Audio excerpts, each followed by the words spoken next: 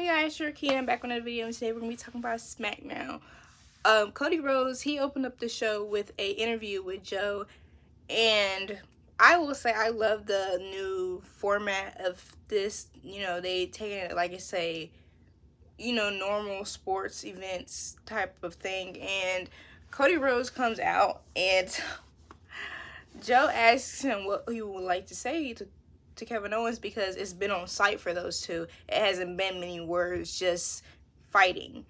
Now, he said a lot, but one thing he said was Kevin Owens likes to take the easy way out, and that's just not true because Kevin Owens had the choice to use Cody Rhodes' injury that he had at Bash in Berlin against them and win it because he was not feeling 100%. Instead, he was being a good friend. He was being a honorable fighter and decided to, not do that. But here we are, fast forward, 2 months, I think, after that, or a month after that, Cody Rhodes is feuding with his friends with the boy that been beating him up, the man that been beating him up for years.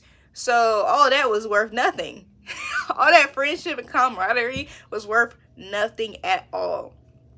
So I think that that's one of the things probably Kevin Owens thinks about and kind of regrets the fact that he did go easy on Cody Rhodes when he had the chance to go forward. But I'm going to say this right now. Pretty Deadly, I was not a fan. And I'm not going to lie about that, act like I was cool with, who they were. Because honestly, I just wasn't feeling it. But now I'm feeling it. I like this version of them. It really works with everything around them. Them kind of being like heels and trying to, align themselves with somebody that knows what they're doing so they can get an opportunity using people. Like, I like that. I like that a lot. I think that they have gotten, like, really, more polished in the ring. And Motor City Machine Guns, they've been doing their thing. And I really enjoy the fact that they're able to do that. They're showcased in the way that they should be because they are vets in this. I think that they'll never get stale. The things that they do in the ring, Motor City Machine Guns, will never get stale. So when it was pushing out the moves, I was like, okay, yeah, Motor City finna get this one too. And they did. And because of that dub, and also because of the fact that I think that Nick Aldis is kind of tired of this. He's kind of tired of this because he knows it was DIY who attacked Street Profits. They are going to have a match at Royal Rumble.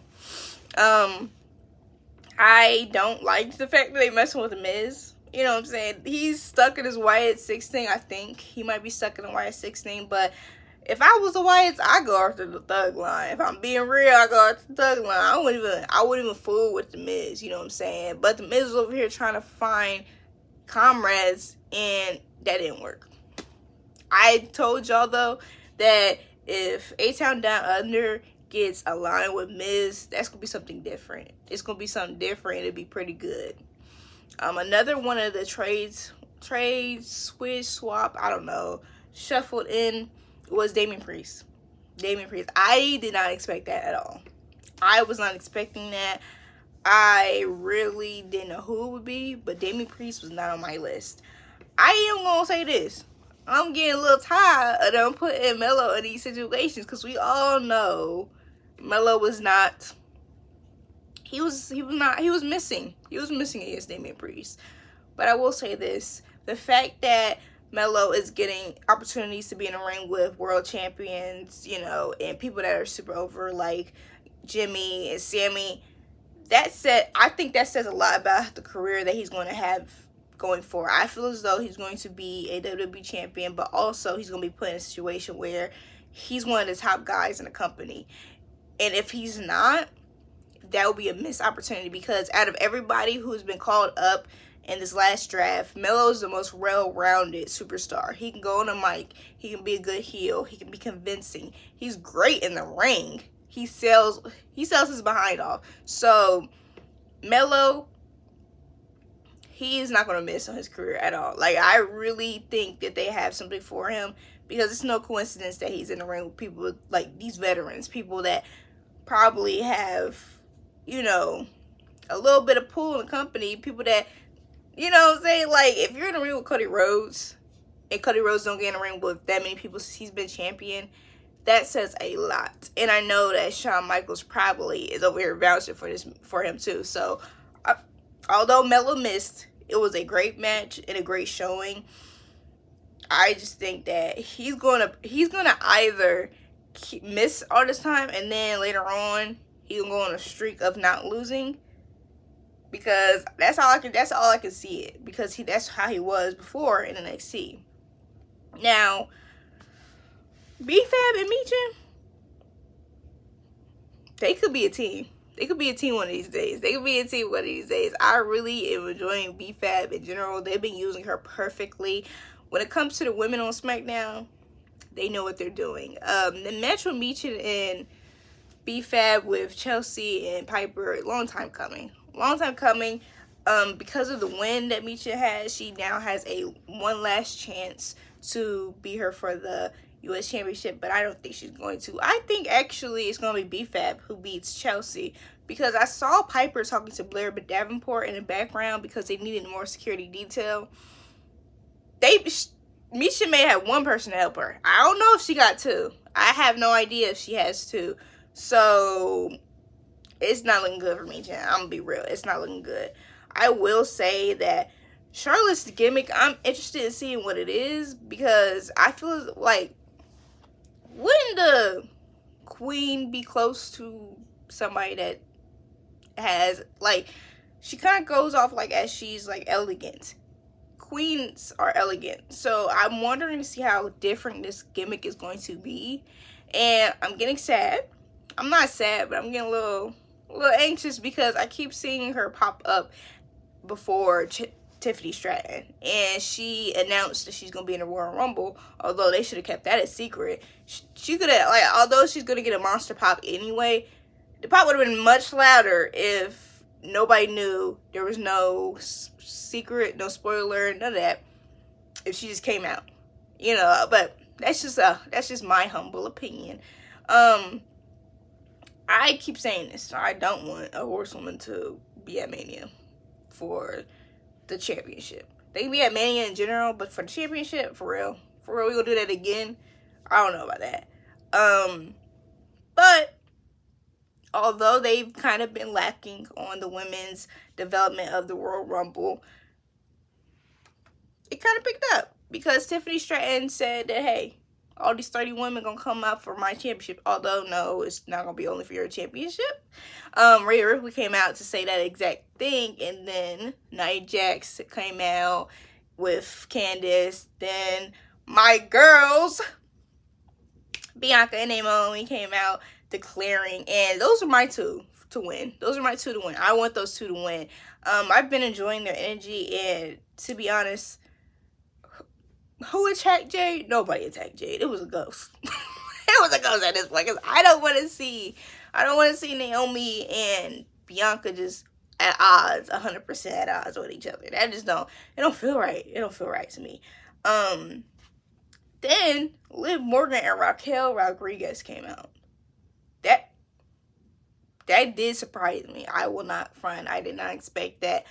But when Liv declared, she said, I'm totally gonna win because Raquel here with me. Raquel, you don't care about your career? You don't care about what you want to do for Mania? You just want to be a bodyguard? I mean, if that's what you want to do, then do it. But where's the self-esteem, ma'am? You really just want to be a bodyguard for Mania? Bodyguard for Royal Rumble?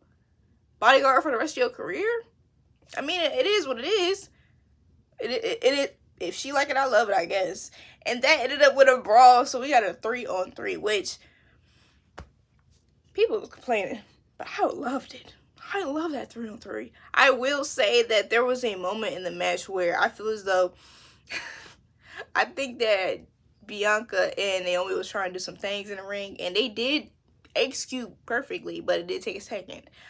But if they was able to really practice 100% as tags and stay for tags a long time, the whole division, man, they be stuck.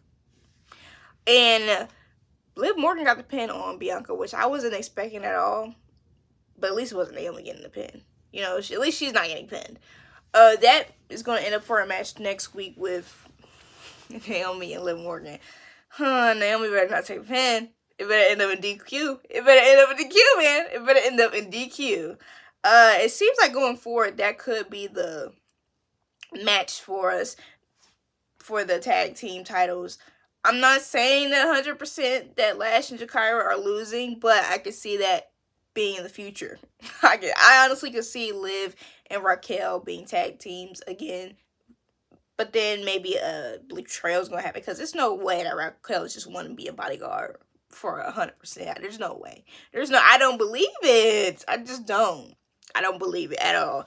And I just want them to take their time with Naomi and Jade and Bianca storyline, because it better be good. It better be good. Apollo Crews versus Johnny, and they need to have Apollo Crews in the ring. Somehow, some way, they need to have him in the ring more. Because somehow, some way, he won with the help of the Motor City Machine Guns and their distraction. I need to see Apollo Crews more in the ring. He just doesn't need to be a gossiper. Use people as a catering, please. He could get in a feud with Shinsuke, since he had that title before. Do something. Jacob Fatu in these promos is 100%.